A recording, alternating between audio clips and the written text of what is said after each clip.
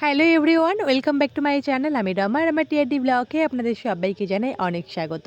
আজকে আমি আপনাদের সামনে নিয়ে চলে এসেছি একটা রেসিপি। এই গরমের মধ্যে কিন্তু রিচ খাবার খাওয়া একদমই আমাদের শরীরের পক্ষে ভালো না, তাই আমি আজকে দুপুরে বানাচ্ছি পটল আলু দিয়ে বাটা মাছের ঝোল। তো চলুন তাহলে রেসিপিটা দেখে নিন। প্রথমত কড়াইতে তেল দিয়ে ভালোভাবে তেলটা গরম করে মাছগুলোকে কড়া করে ভেজে নিয়েছি, দেখতেই পাচ্ছেন। তারপর মাছ ভাজা তেলের মধ্যে আমি এখন দিয়ে দেব কেটে রাখা পটলগুলো। দেখুন পটলগুলো আমি ঠিক এভাবেই কেটে নিয়েছি।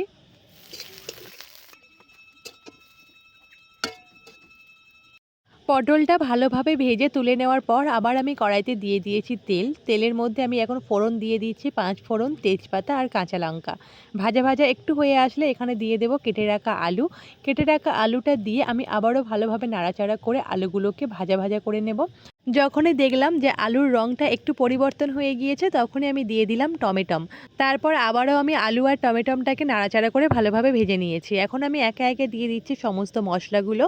এই সমস্ত মশলাগুলো তো আমাদের প্রতিদিনেরই সঙ্গী, কারণ রান্নাঘরে গেলেই এদের সঙ্গে আমাদের দেখা হয়। কারণ প্রতিদিনের রান্নায় যে সমস্ত মশলাগুলো আমরা দিয়ে থাকি, পরিমাণ মতো লবণ, হলুদ গুঁড়ো আর জিরের গুঁড়ো, সমস্ত মশলা দিয়ে আলুটাকে ভালোভাবে কষিয়ে নিয়ে আমি জল দিয়ে দিয়েছি। এখানে কিন্তু আমি একটুকুও গুঁড়ো লঙ্কা ব্যবহার করিনি, কারণ এই গরমে গুঁড়ো লঙ্কার তরকারি খাওয়া কিন্তু একদমই ভালো না।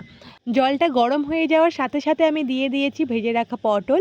তারপর যখন ঝোলটা ভালোভাবে ফুটে গিয়েছে, তখন আমি একে একে মাছগুলো ছেড়ে দিচ্ছি। দেখুন এই প্রচণ্ড গরমে যদি আমরা এরকমই হালকা পাতলা খাবার খাই না প্রতিদিন, আমাদের একদমই কোনো হজমের সমস্যা হবে না, অথচ শরীরও খারাপ হবে না। তো অবশ্যই জানাবেন রেসিপিটা কেমন লাগলো। তো চলুন তাহলে আজকের ভিডিওটা এখানেই শেষ করছি, দেখা হচ্ছে পরের কোনো ভিডিওতে। এই গরমে সবাই এরকমই হালকা পাতলা খাবার খাবেন, ভালো থাকবেন, সুস্থ থাকবেন। টাটা।